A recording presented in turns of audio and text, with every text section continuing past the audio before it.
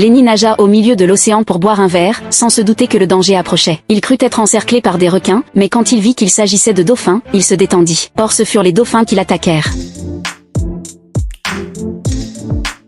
On ne le retrouva que le lendemain. Le même jour, Lisa se rendit au parc marin. Elle vit Snorky se faire taquiner par de nombreux touristes. À ce moment-là, le haut-parleur annonça que les visiteurs étaient invités à déguster du homard. Snorky profita d'une brève liberté. Lisa suivit Snorky jusqu'à la porte de fer. Elle comprit qu'il voulait retourner auprès de son groupe. Face à l'avertissement sur la porte et au regard suppliant de Snorky, Lisa choisit finalement d'ouvrir la barrière pour l'aider à s'échapper. L'alarme retentit, le personnel se mit à sa poursuite et sortit des armes pour l'encercler. Snorky esquiva habilement les harpons, sauta hors de l'eau, passa par-dessus la clôture et retourna avec succès dans la mer. Mais personne n'aurait imaginé que Snorky était le roi des dauphins. Il rassembla tous les dauphins et se prépara à se venger. La nuit tombée, les dauphins avancèrent en formation et envahirent Springfield. Snorky monta d'abord sur la terre ferme pour observer les lieux, puis ordonna à son armée de débarquer sur la plage. Sous sa conduite, les dauphins se dressèrent sur leur queue et marchèrent debout. Pendant ce temps, Homer était en train d'acheter un hamburger, sans rien savoir de tout ce qui se passait.